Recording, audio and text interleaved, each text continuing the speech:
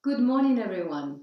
I'm very happy to have a chance to address this wonderful conference on hope and resilience and to speak about an innovative and interdisciplinary subject linked with spiritual care. The empathic care applied to ADHD children, children with attention deficit and hyperactivity disorder. In fact, resilience is for me the key word, together with empathy, whatever suffering we are called to care for. And how to awake the resilience that lays within the sufferer is precisely the task of a spiritual carer. Personally, I prefer to use the term empathic carer, as the method I use is deeply rooted into a form of ethically oriented empathy and especially appreciated by laypersons too. I'll briefly describe it in a moment. But you might be wondering what brings a thanatologist, someone specialized in death and dying, to explore the problem of ADHD children. And this is usually the first thing I'm asked when interviewed about the book The Impact of Empathy I wrote recently together with the Italian psychiatrist Emilia Costa. What does thanatology have to do with the treatment of children with ADHD? Why did you co-write a book focused on helping this category of children? Well, it wasn't originally in my intention to enter this field, but I met these children more and more often when supporting bereavement in classes where a teacher or a child had passed away, as well as operating in the families where someone was close to death. I really met a number of cases labeled as ADHD, and I noticed that the empathic method I developed, called ECEL, Empathic Care of the End of Life, that enhances resilience in the dying and the bereaved, was naturally fitting with these children as well. Just to clarify, ECEL method has two roots: Western sciences and Tibetan science of death, plus Tibetan training of the mind. It is a non-denominational form of care, yet dealing with the spiritual dimension of both carers and patients, and well founded on scientific latest insights from both neuroscience, like mirror neurons, neurocardiology, and quantum physics, and of course on Tibetan thanatology, as I said. Part of the training focuses on meditation in order to become aware of empathic information we are usually unaware of, and focuses on ethical oriented techniques from this tradition. Their validity has been nowadays extensively confirmed by the scientific inquiry. Empathy is strongly and naturally present in each and every one of us, and it is a characteristic of human nature and also of other species that rely on the empathic cohesion of the group to survival. The problem is that our civilization is not encouraging us to cultivate empathy. It encourages us to cultivate a more rational form of communication skill. And this is one of the main reasons we are unable to understand each other so often. Then, and this is the really new thing I encourage you to explore, we need a change of paradigm. As Einstein used to say, you can't solve a problem by making use of the same kind of thinking you used to create it. So we as adults need to be retrained in empathy if we want to join children and the dying in this form of communication. As human, we are naturally good at that during the most fragile periods of our life, at the beginning, during our childhood, and at the end of our life, when death is close. Why? Probably because these are the times in which we are more vulnerable, more in need of others, and when a verbal communication is more difficult for us. This is a common point between the dying and all the children with or without ADHD. Empathy is a complete different state of consciousness, a very calm, lucid, and open state of mind in which the ordinary ways of communication are not cancelled but are less dominant, let's say. I think it was Dr. Gilbert that gave a fantastic definition of empathy that is quite shocking because it is perfectly illogical. Empathy is to know the other from inside him. Now, this is a two-way communication, as you can see from the cartoon. So, to communicate with the dying, the E-cell method invites you to develop empathy. In fact, to train yourself to become what you potentially are, an aware, empathic communicator. There is scientific evidence of the fact that the Tibetan training of the mind that is based on meditation enhances empathy. And Paul Ekman, University of California, tested 5,000 persons on recognizing microfacial expression visible for 1/30th to 1/3 of a second. These expressions are biologically and not culturally produced. They are the same from every human being and linked to certain basic emotions. Experienced meditators reveal to be much more empathic than the intelligence agents, considered as the most proficient in empathy, in recognizing emotions to these micro-expressions. The basic training in meditation also opens the door to a second training, a training in compassion, which is crucial, as empathy alone is dangerous. Empathy and compassion do not stem from the same part of the brain, as Dr. Tanya Zinger pointed out at the Mind and Life Institute in January 2013. This means that even a great torturer is proficient in empathy. He needs to know when he has to stop, so to prolong his victim's suffering without killing them. The full training in meditation gives access to a state of mind of greater lucidity and peace, a state of deeper compassion, where the suffering of others is felt and acknowledged without losing yourself in it. You share this empathic state with the people you care for. There, you feel what they feel, and they feel what you feel. You can feel their suffering. They can feel your peace. You feel also where their resilience lays too, and this allows you to help them to bring it out. Their resilience, not yours. In this way, no risk to project onto them what you think is good for them. Teachers, parents, and school directors are often concerned that ESL might not work with ADHD children due to their lack of capacity for focused attention, which prevents them from receiving a lot of instruction. In fact, this has never been a problem.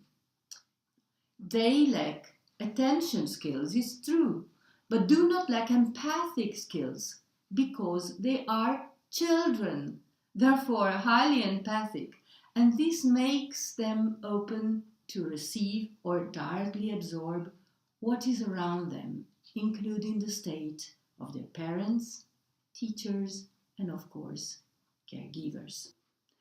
The team of empathic carers I work with is well trained in meditation.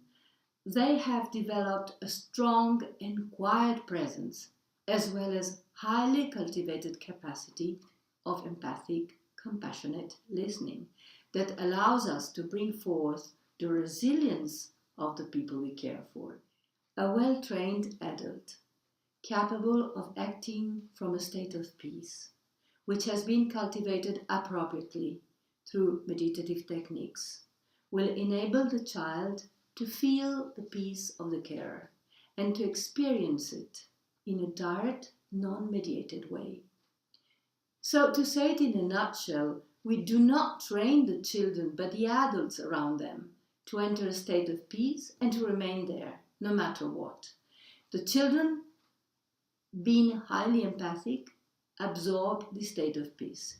They experience peace, and this is for many of them such an extraordinary experience, as they do not know peace at all.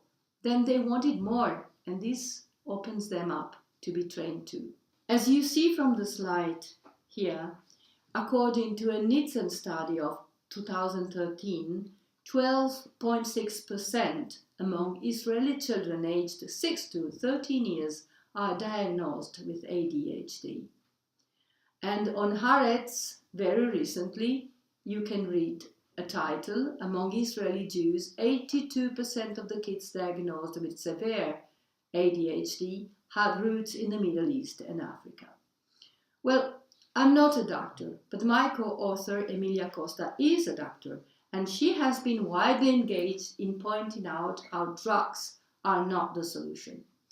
Food and Drug Administration has on several occasions reported the risk that certain classes of antidepressants may induce suicide in adolescents, and practically any countries have now a number of studies discouraging from giving them chemical treatments. One of the main research studies done on the topics analyzes the effect of transcendental meditation on ADHD children. The research showed imbalance in the relationship between beta and theta waves was reduced 3% through drugs and by 48% through meditation techniques. The study showed improved brain functioning, increased brain processing, and improved language-based skills among ADHD students practicing meditation. The multinational drug companies insinuate themselves into family, suggesting chemical straitjackets for their so-called troublemakers, promising happiness and serenity with a pill for every ill. But in this way, children do not learn how to deal with their symptoms. Resilience is not taken into account by the partisans of chemistry. While writing our book, it happened that the scientific father of ADHD, the American psychiatrist Leon Eisenberg, passed away at 87. But 7 months before his death, he confessed, ADHD is a prime example of a fictitious disease. Consumption of pharmacological agents has altered the behavior of children without any contribution from them, thus interfering with their freedom and their rights.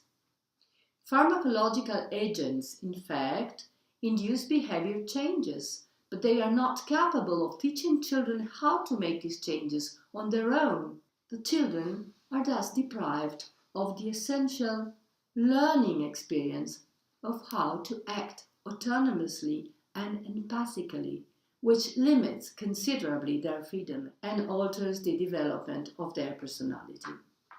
This high critical judgment on a very popular drug used to treat ADHD is from the Swiss National Advisory Commission for Biomedical Ethics. Resilience often can be resumed into a reinterpretation of reality in a different and liberating way to relieve part of our individual history. This capacity can be encouraged through the empathic listening and then autonomously enhanced through meditation. If it is definitely a precious capacity at the end of life, when all the knots of unfinished business of our past come home to roost, it is also not negligible at a younger age, when emotions swing between the feeling of omnipotence, often guilt-inducing, and the sense of helplessness, as we are going to see with the story of Julian, one of my preferred case stories, among the many you can read in the book, if you decide to deepen the subject, of course. We are in a 4th grade class in primary school. The teacher, Vittorio, a real legend, an extremely important reference point for the children, has just passed away. We are informed that there is a difficult child in the class who we will call Julian. The little one has had a very troubled past. He never had a father. His mother died of a drug overdose recently, and now he is entrusted to an uncle who is rarely present and whose partner is unable to come to terms with this son who has been imposed on her. Julian has a serious attention deficit. He is hyperkinetic, behaves disruptively towards others, lacks emotional control, and was even aggressive, as he himself tells us, toward the deceased teacher. To break the ice and broach the subject, we start by listening to a Canadian tale called Dreamball. Dreamball is a little dolphin who sprouts bulky, annoying wings, a metaphor for illness.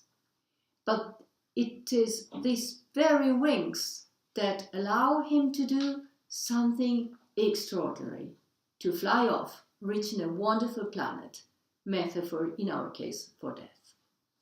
Julian, sitting next to me, becomes agitated, grimaces and elbows his companions, mocking the fairy tale.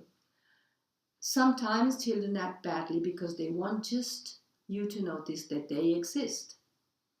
Instead of scolding him, what I feel is his distress. This leads me to deepen further my meditative state. I try to become peace myself, with the hope he will feel it. I smile at him from time to time. The dolphin story is just a way to open symbolically a discussion. Children, as the dying, often cannot express their distress. We listen to them while commenting the story. I feel Julian both agitated and depressed. The loss of the teacher echoes other losses.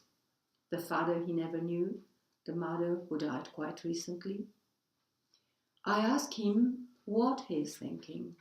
He says that he spat on the teacher and kicked him, and above all, he told him, "Drop dead!" And as children take everything literally, he believes his teacher became ill and died because of him. He adds that he feels terribly guilty and that he loved him. We explain to the children that they have not, by themselves, the power to harm or to kill people. We ask them if their teacher Vittorio was good and wise, and they reply, yes, in unison. Then we explain that no matter what they did, a good and wise teacher knows how to distinguish between their suffering, which is expressed through anger, and they themselves, and continues to love them, even when they are naughty. So he is not hurt deep down. I say, looking at Julian, your teacher knew that you are not your anger. The rage only comes because you are suffering. Julian is relieved. For the first time, he has the thought, my rage is not me. And this is immediately followed by, will you teach me to get rid of this anger now? I explain that we all have a perfectly good nature, but that it is sometimes obscured by disturbing emotions, such as anger.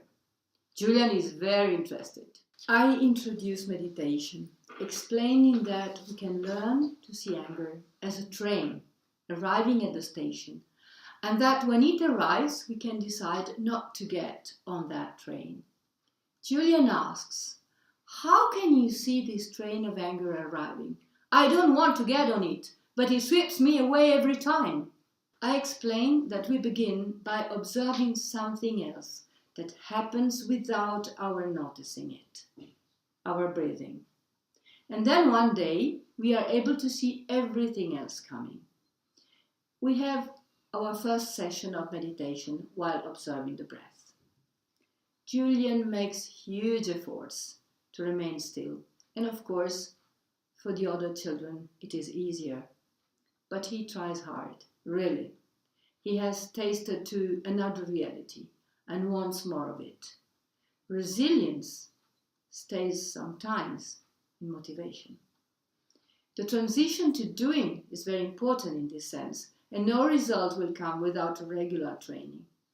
It has been scientifically demonstrated that it acts on the neuroplasticity, the capability of brain to change when stimulated repeatedly in a certain direction. This is therefore only the beginning of a story that will involve other adults to rent a meditation session every day to the children. It works on the model of what I called the mandala of suffering. A mandala is usually a traditional representation of the whole universe in the Tibetan culture. And here we put the child in the center of it. Usually, a mandala evokes a kind of palace with 4 doors, and here we can have access to the child from several doors. We can train parents, teachers, caregivers, and the best of all the other children who in turn shall support him. I asked the children which character in the story of Dream Ball represents their teacher Vittorio. Of course, almost everyone says that the teacher is Dream Ball, but Julian says that he is Dream Ball too, because he says, "Today I opened my wings. I realized something important." Julian will use his resilience to bounce back from his distress. So this is how the empathic method of caring for the dying and the bereaved revealed to be equally useful for stimulating resilience in another category of beings, equally empathic, equally suffering, equally incapable to express their suffering, the so-called ADHD children. And now please, if you have any question, I hope Skype will work.